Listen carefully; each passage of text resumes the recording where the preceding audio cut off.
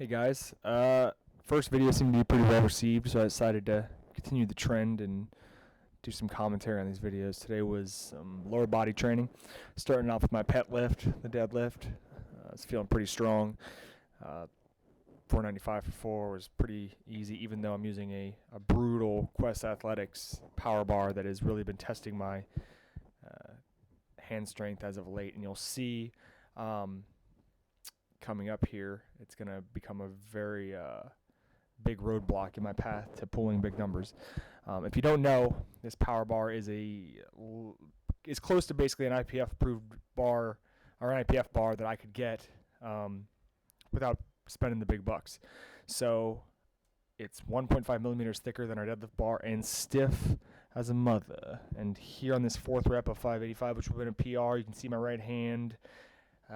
Come loose, so close. But I knew it was a grip thing, not a posterior chain or core or anything else thing. So not a huge deal to me. I know I'd be good for it once I can get that right hand up. I'd also hurt my wrist a little bit on the previous day's benching fiasco, so I wasn't surprised my grip. And now I'm holding it just to get a little bit more of grip work. I'm going to start doing that, start holding stuff a lot longer at the top and building that grip strength up. Pause squats were next. A big favorite of my coach, Mike Teixeira. Big favorite of mine. Something that's really brought my squat up, I think, a lot. I used to be real weak out of the hole, and now I rarely miss squats off the bottom, if at all. I think a good combination of picking right weights to train with and improved technique and improved strength has helped me not bury myself like I used to.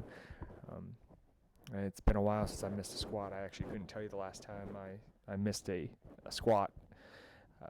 These are great for building power out of the hole. Here we go. Now I'm using 410, which is, I believe this ties a PR of mine. I would have loved to go a little bit heavier, but the deadlifts took a lot out of me. So maybe next time I'll push these a little bit harder.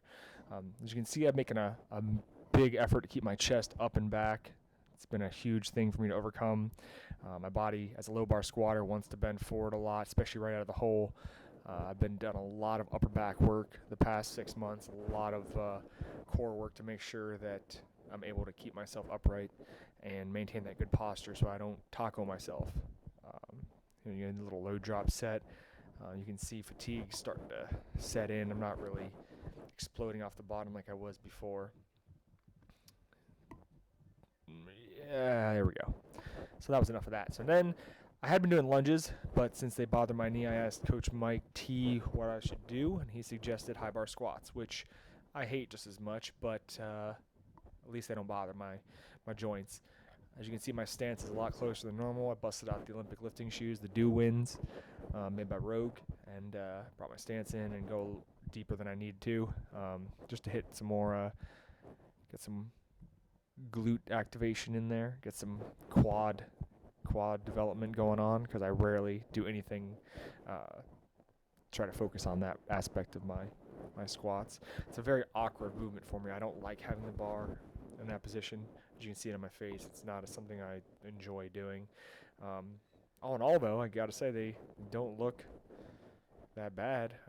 Obviously it's only 320 we're using here, but they're pretty aesthetic, not Chinese weightlifter aesthetic, but you can see my upper back start to get a little bit fatigued here, come forward a little bit, which is like I said, a big weakness of mine that I've been trying to improve over the past year or so.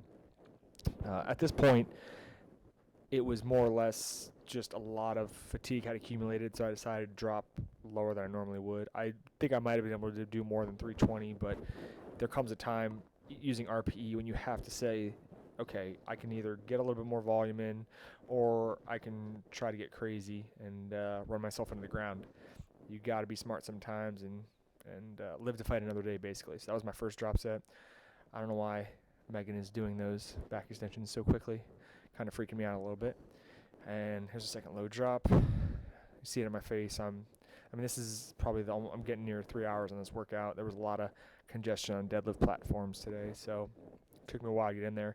And I didn't show you my accessories, which I also do. I just don't feel like filming. It'd be a little bit boring. Boom, squats.